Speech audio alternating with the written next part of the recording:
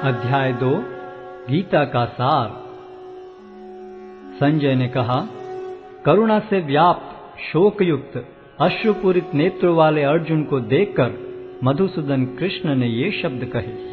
श्री भगवान ने कहा, हे अर्जुन, तुम्हारे मन में यह कलमश आया कैसे? यह उस मनुष्य के लिए तनुक भी अनुकूल नहीं है जो जीवन के मूल्य को जानता हो। इससे उच्च लोक की नहीं अपितु अपयश की प्राप्ति होती है। हे प्रथापुत्र, इस हीन नपुंसकता को प्राप्त मत हो, यह तुम्हें शोभा नहीं देती। हे शत्रुओं के दमन करता, हृदय की शुद्ध दुर्बलता को त्याग कर युद्ध के लिए खड़े हो। अर्जुन ने कहा, हे शत्रुहंता, हे मधुसूदन, मैं युद्ध भूमि में किस तरह भीष्म तथा द्रोण जैसे पूजनीय व्यक्तियों पर उलटकर बाण चलाऊंगा? ऐसे महापुरुषों को जो मेरे गुरु हैं, उन्हें मारकर जीने की अपेक्षा इस संसार में भीख मांगकर खाना अच्छा है। भले ही वे सांसारिक लाभ के इच्छुक हों, किंतु हैं तो गुरुजन ही। यदि उनका वध होता है तो हमारे द्वारा भोग्य प्रत्येक वस्तु उनके रक्त से सनी होगी। हम यह भी नहीं जानते कि हमारे लिए क्या श्रेष्ठ है, उनको जीतना या उनके द्वारा जीते जाना। यदि हम धृतराष्ट्र के पुत्रों का वध कर देते हैं तो हमें जीवित रहने की आवश्यकता नहीं है, फिर भी वे युद्ध भूमि में हमारे समक्ष खड़े हैं। अब मैं अपनी कृपण दुर्बलता के कारण अपना कर्तव्य भूल गया हूँ और सारा धैर्य खो चुका हूँ। ऐसी अवस्था में मैं आपसे पूछ रहा हूँ कि जो मेरे लिए श्रेयस्कर हो उससे निश्चित रूप से बताएं। अब मैं आपका शिष्य हूँ और आपका शरणागत हूँ, कृपया मुझे उपदेश दें। मुझे ऐसा कोई साधन नहीं दिखता जो मेरी इंद्रियों को सुखाने वाले इस शोक को दूर कर सके। स्वर्ग पर देवताओं के अधिपत्य की तरह इस धन धान्य संपन्न सारी पृथ्वी पर निष्कंटक राज्य प्राप्त करके भी मैं इस शोक को दूर नहीं कर सकूंगा। संजय ने कहा, इस प्रकार कहने के बाद शत्रुओं का दमन करने वाला अर्जुन कृष्ण से बोला, हे गोविंद, मैं युद्ध नहीं करूंगा, और चुप हो गया। हे भरतवंशी धृतराष्ट्र, उस समय दोनों सेनाओं के मध्य शोकमग्न अर्जुन से कृष्ण ने मानो हंसते हुए ये शब्द कहे। श्री भगवान ने कहा, तुम पांडित्यपूर्ण वचन करते हुए उनके लिए शोक कर रहे हो जो शोक करने योग्य नहीं हैं। जो विद्वान होते हैं वे न तो जीवित के लिए न ही मृत के लिए शोक करते हैं। ऐसा कभी नहीं हुआ कि मैं न रहा हूं या तुम न रहे हो, अथवा ये समस्त राजा न रहे हों, और न ऐसा है कि भविष्य में हम लोग नहीं रहेंगे। जिस प्रकार शरीरधारी आत्मा इस शरीर में बाल्यावस्था से तरुणावस्था में और फिर वृद्धावस्था में निरंतर अग्रसर होता रहता है, उसी प्रकार मृत्यु होने पर आत्मा दूसरे शरीर में चला जाता है। धीर व्यक्ति ऐसे परिवर्तन से मोह को प्राप्त नहीं होता। हे कुंती पुत्र, सुख तथा दुख का क्षणिक उदय तथा कालक्रम में उनका अंतर्धान होना सर्दी तथा गर्मी की ऋतुओं के आने जाने के समान है। हे भरतवंशी, वे इंद्रिय बोध से उत्पन्न होते हैं और मनुष्य को चाहिए कि अविचल भाव से उनको सहन करना सीखे। हे पुरुष श्रेष्ठ अर्जुन, जो पुरुष सुख तथा दुख में विचलित नहीं होता और इन दोनों में संभाव रखता है, वह निश्चित रूप से मुक्ति के योग्य है। तत्वदर्शियों ने यह निष्कर्ष निकाला है कि असत का तो कोई चिरस्थायित्व नहीं है, किंतु सत अपरिवर्तनीय रहता है। उन्होंने इन दोनों की प्रकृति के अध्ययन द्वारा यह निष्कर्ष निकाला है। जो सारे शरीर में व्याप्त है उसे ही तुम अविनाशी समझो। उस अव्यय आत्मा को नष्ट करने में कोई भी समर्थ नहीं है। अविनाशी, अप्रमेय तथा शाश्वत जीव के भौतिक शरीर का अंत अवश्यम भावी है। अतः हे भरतवंशी, युद्ध करो। जो इस जीवात्मा को मारने वाला समझता है तथा जो इसे मरा हुआ समझता है, वे दोनों ही अज्ञानी हैं, क्योंकि आत्मा न तो मरता है और न मारा जाता है। आत्मा के लिए किसी भी काल में न तो जन्म है न मृत्यु। वह न तो कभी जन्मा है, न जन्म लेता है और न जन्म लेगा। वह अजन्मा नित्य, शाश्वत तथा पुरातन है। शरीर के मारे जाने पर वह मारा नहीं जाता। हे पार्थ, जो व्यक्ति यह जानता है कि आत्मा अविनाशी, अजन्मा, शाश्वत तथा अव्यय है, वे भला किसी को कैसे मार सकता है या मरवा सकता है? जिस प्रकार मनुष्य पुराने वस्त्रों का त्याग कर नए वस्त्र धारण करता है, उसी प्रकार आत्मा पुराने तथा व्यर्थ के शरीरों को त्याग कर नवीन भौतिक शरीर धारण करता है। यह आत्मा न तो कभी किसी शस्त्र द्वारा खंड खंड किया जा सकता है, न अग्नि द्वारा जलाया जा सकता है, न जल द्वारा भिगोया या वायु द्वारा सुखाया जा सकता है।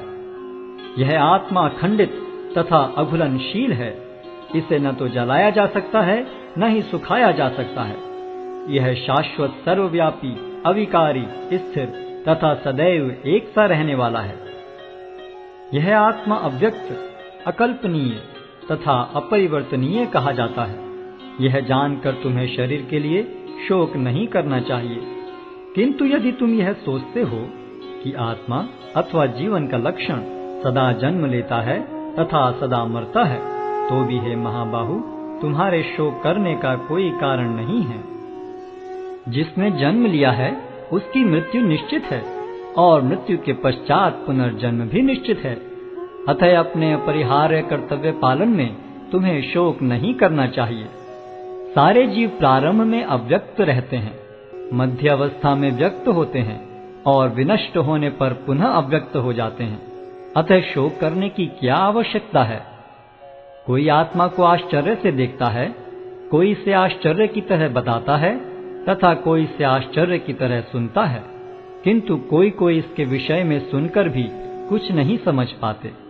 हे भरतवंशी, शरीर में रहने वाले का कभी भी वध नहीं किया जा सकता। अतः तुम्हें किसी भी जीव के लिए शोक करने की आवश्यकता नहीं है।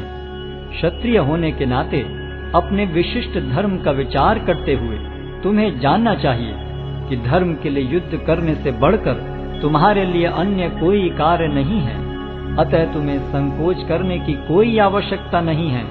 हे पार्थ, वे क्षत्रिय सुखी हैं जिन्हें ऐसे युद्ध के अवसर अपने आप प्राप्त होते हैं, जिससे उनके लिए स्वर्ग लोक के द्वार खुल जाते हैं। किंतु यदि तुम युद्ध करने के स्वधर्म को संपन्न नहीं करते, तो तुम्हें निश्चित रूप से अपने कर्तव्य की उपेक्षा करने का पाप लगेगा और तुम योद्धा के रूप में भी अपना यश खो दोगे।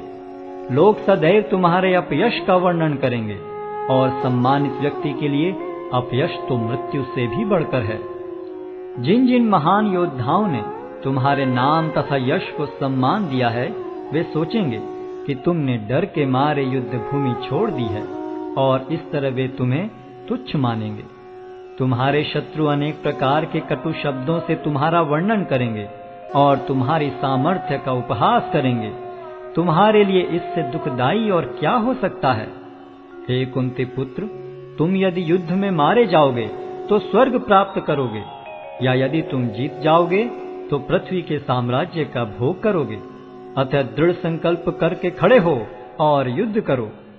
तुम सुख या दुख, हानि या लाभ, विजय या पराजय का विचार किए बिना युद्ध के लिए युद्ध करो। ऐसा करने पर तुम्हें कोई पाप नहीं लगेगा। यहाँ मैंने वैश्लेषिक अध्ययन द्वारा इस ज्ञान का वर्णन किया है। अब निष्काम भाव से कर्म करना बता रहा हूँ, उसे सुनो। हे प्रतापपुत्र, तुम यदि ऐसे ज्ञान से कर्म करोगे तो तुम कर्मों के बंधन से अपने को मुक्त कर सकते हो। इस प्रयास में न तो हानि होती है न ही ह्रास, अपितु इस पथ पर की गई अल्प प्रगति भी महान भय से रक्षा कर सकती है। जो इस मार्ग पर चलते हैं वे प्रयोजन में दृढ़ रहते हैं और उनका लक्ष्य भी एक होता है। हे कुरुनंदन, जो दृढ़ प्रतिज्ञ नहीं है उनकी बुद्धि अनेक शाखाओं में विभक्त रहती है। अल्पज्ञानी मनुष्य वेदों के उन अलंकारिक शब्दों के प्रति अत्यधिक आसक्त रहते हैं जो स्वर्ग की प्राप्ति, अच्छे जन्म, शक्ति इत्यादि के लिए विविध सकाम कर्म करने की संस्तुति करते हैं। इंद्रिय तृप्ति तथा ऐश्वर्य में जीवन की अभिलाषा के कारण वे कहते हैं कि इससे बढ़कर और कुछ नहीं है। जो लोग इंद्रिय भोग तथा भौतिक ऐश्वर्य के प्रति अत्यधिक आसक्त होने से ऐसी वस्तुओं से मोहग्रस्त हो जाते हैं, उनके मनों में भगवान के प्रति भक्ति का दृढ़ निश्चय नहीं होता। वेदों में मुख्यतया प्रकृति के तीनों गुणों का वर्णन हुआ है। हे अर्जुन, इन तीनों गुणों से ऊपर उठो, समस्त द्वैतों और लाभ तथा सुरक्षा की सारी चिंताओं से मुक्त होकर आत्मपरायण बनो। एक छोटे से कूप का सारा कार्य एक विशाल जलाशय से तुरंत पूरा हो जाता है। इसी प्रकार वेदों के आंतरिक तात्पर्य जानने वाले को उनके सारे प्रयोजन सिद्ध हो जाते हैं। तुम्हें अपना कर्म करने का अधिकार है, किंतु कर्म के फलों के तुम अधिकारी नहीं हो। तुम न तो कभी अपने आप को अपने कर्मों के फलों का कारण मानो, न ही कर्म न करने में कभी आसक्त हो। हे अर्जुन, जय अथवा पराजय की समस्त आसक्ति त्याग कर समभाव से अपना कर्म करो, ऐसी समता योग कहलाती है। हे धनंजय, भक्ति के द्वारा समस्त गर्हित कर्मों से दूर रहो और उसी भाव से भगवान की शरण ग्रहण करो। जो व्यक्ति अपने सकाम कर्म फलों को भोगना चाहते हैं, वे कृपण हैं। भक्ति में संलग्न मनुष्य इस जीवन में ही अच्छे तथा बुरे कार्यों से अपने को मुक्त कर लेता है। अतः योग के लिए प्रयत्न करो, क्योंकि सारा कार्य कौशल यही है। इस तरह भगवत भक्ति में लगे रहकर बड़े बड़े ऋषि, मुनि अथवा भक्तगण अपने आप को इस भौतिक संसार में कर्म के फलों से मुक्त कर लेते हैं। इस प्रकार वे जन्म मृत्यु के चक्र से छूट जाते हैं और भगवान के पास जाकर उस अवस्था को प्राप्त करते हैं जो समस्त दुखों से परे है। जब तुम्हारी बुद्धि मोह रूपी सघन वन को पार कर जाएगी, तो तुम सुने हुए तथा सुनने योग्य सब के प्रति अन्य मनस्क हो जाओगे।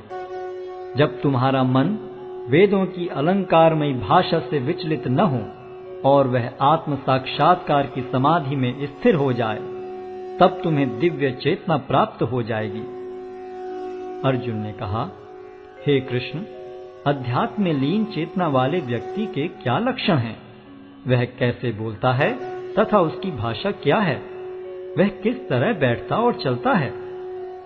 श्री भगवान ने कहा, हे पार्थ, जब मनुष्य मनोधर्म से उत्पन्न होने वाली इंद्रिय तृप्ति की समस्त कामनाओं का परित्याग कर देता है और जब इस तरह से विशुद्ध हुआ उसका मन आत्मा में संतोष प्राप्त करता है, तो वह विशुद्ध दिव्य चेतना को प्राप्त स्थित प्रज्ञ कहा जाता है, जो त्रय तापों के होने पर भी मन में विचलित नहीं होता अथवा सुख में प्रसन्न नहीं होता और जो आसक्ति, भय तथा क्रोध से मुक्त है, वह स्थिर मन वाला मुनि कहलाता है।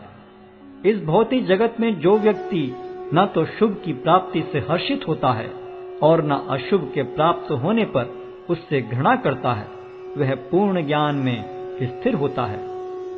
जिस प्रकार कछुआ अपने अंगों को संकुचित करके खोल के भीतर कर लेता है, उसी तरह जो मनुष्य अपनी इंद्रियों को इंद्रिय विषयों से खींच लेता है, वह पूर्ण चेतना में दृढ़ता पूर्वक स्थिर होता है। देहधारी जीव इंद्रिय भोग से भले ही निवृत्त हो जाए, पर उसमें इंद्रिय भोगों की इच्छा बनी रहती है।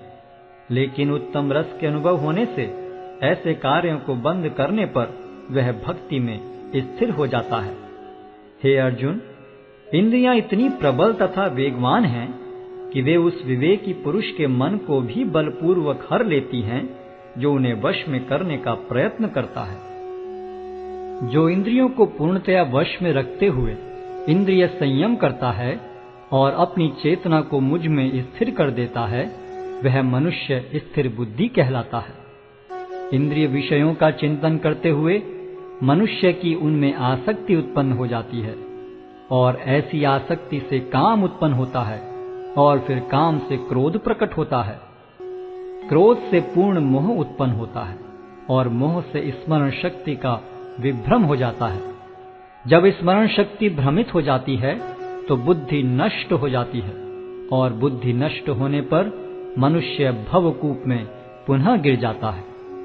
किंतु समस्त राग तथा द्वेष से मुक्त एवं अपनी इंद्रियों को संयम द्वारा वश में करने में समर्थ व्यक्ति भगवान की पूर्ण कृपा प्राप्त कर सकता है।